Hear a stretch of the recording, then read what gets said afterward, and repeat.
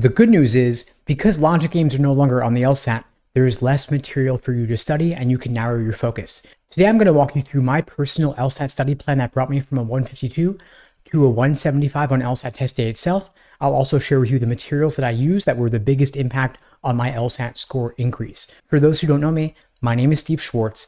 I've been teaching the LSAT since 2005, and I've helped thousands of students improve their LSAT scores by 10, 20, 30 points or more. A lot of the successes come down to helping you study smarter, focusing on what to do and what not to do as well. And so for every student I work with, I create for them a personalized day-by-day study plan, showing them exactly what to do every single day from now until LSAT test day itself. These study plans are based on my LSAT journey and now what I call the LASER approach to LSAT prep. LASER is an acronym standing for learning, accuracy, sections, exams, and review.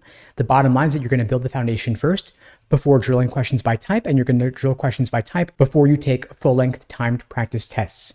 Far too many students just jump right into taking test after test and measuring their results.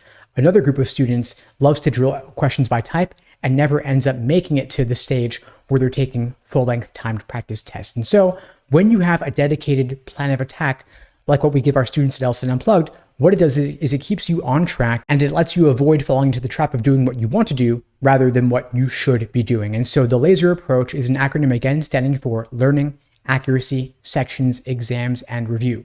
Learning is where you build that foundation first.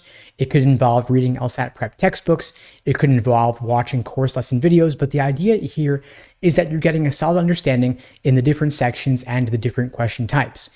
Now that logic games is no longer on the test, you can focus a lot more on logical reasoning. There are roughly 15 different types of logical reasoning questions, but it's not all about question stem type. And so you're going to want to learn these question types: necessary assumption, inference, flaw, strengthen, weaken, and so on.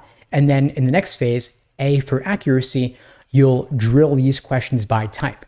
However, you don't want to spend too long drilling LSAT questions by type because you also want to move to the next phase, which is S for sections, doing timed 35-minute sections to work on your pacing.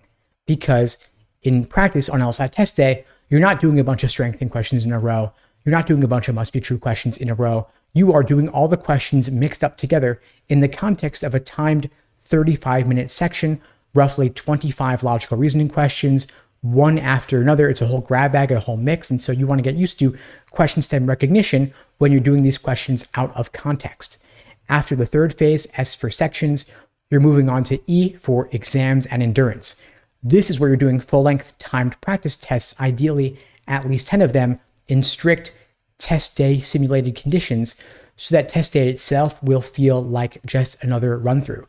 Now, a lot of prep companies have created their own platforms where you can take the practice tests, but it's much better, in my opinion, to do them in LSAC's Law Hub platform, because that is the only platform that will actually look and feel like what you'll experience on test day. And so, for example, LSAC's Law Hub and Prometric's system both have a glitchy highlighting and underlining tool, which allows students to use for reading comp. The private prep company platforms actually often work better for highlighting and underlining. And so you're in for a rude awakening and a pretty negative surprise on test day when you end up seeing that, hey, wait a minute, why isn't the highlighting tool working? Why isn't the underlining tool working? It's much better to discover now that doesn't work well so that you're not going to end up relying on it on test day when it actually counts. You also want to build up your endurance so that your performance on this fourth section isn't dropping just because it's section 4. Now, the final phase of the LASER approach is the R for review.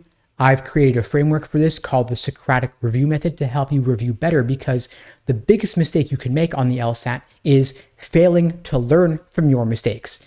The LSAT is a test of pattern recognition. The methods of reasoning repeat themselves, the structures repeat themselves. And so if you make a mistake on one practice test, you are likely to make it again on the next practice test until you learn from your mistakes and discover which weak areas you might want to drill on the side. And in my experience helping thousands of students on their LSAT prep journeys, I've discovered that the biggest score increases come from the review process, because they allow you to discover what you should focus on, what you should course correct for your next practice test, and of course before the big day itself. Now, I mentioned earlier there were a lot of different LSAT prep materials that I used back when I was studying for the LSAT. What worked well for me were the actual official LSAT practice tests. You can get them on Amazon in books of 10 for about $20 each. There are nearly 94 of them in the old numbered system with logic games. There are approximately 60 of them in the new numbered system without LSAT logic games adjusted and reorganized for the new LSAT format with 2 logical reasoning sections and 1 reading comprehension section.